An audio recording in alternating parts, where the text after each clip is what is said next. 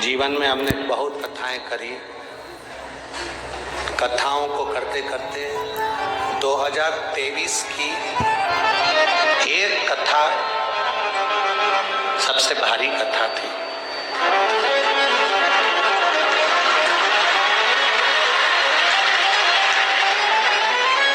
वो थी अमरावती की कथा।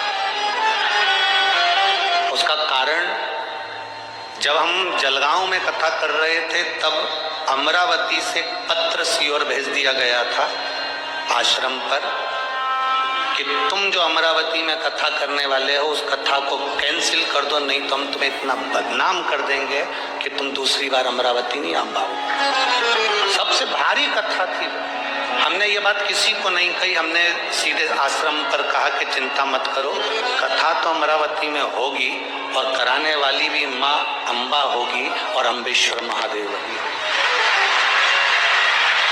वो पत्र आज भी हमने सीओर में संभाल के रख रखा है, जिसमें उन्होंने कहा था कि आप अमरावती की कथा जो कथा आमदार खासदार कराना कैंसिल करो, कुछ भी कर वहां नहीं आओगे आप कथा।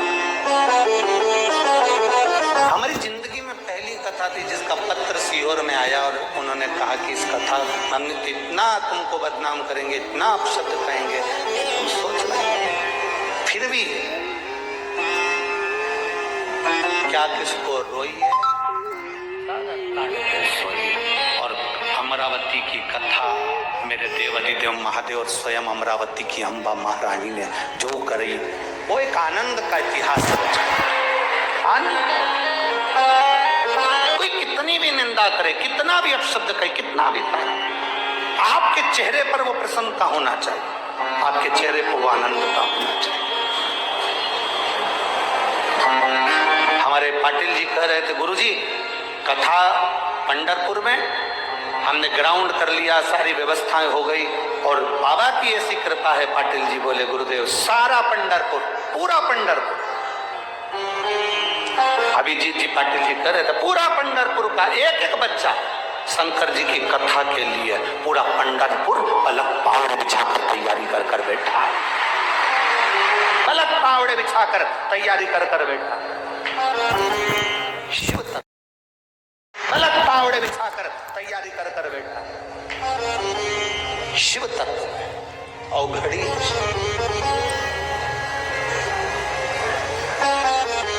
और सत्यता का विषय आप लोगों से कहें कि पंढरपुर की कथा मेरे स्वयं गुरु जी का नाम श्री विठलेश राय काका जी महाराज गोवर्धन नाथ हवेली, हमारी समिति का नाम विठलेश सेवा समिति। आज जिस पंढरपुर में हम कथा करने के लिए आए हैं, आज हमको ऐसा महसूस होता है कि मेरा गुरु और मेरा घर यही है जहां मैं कथा करूं।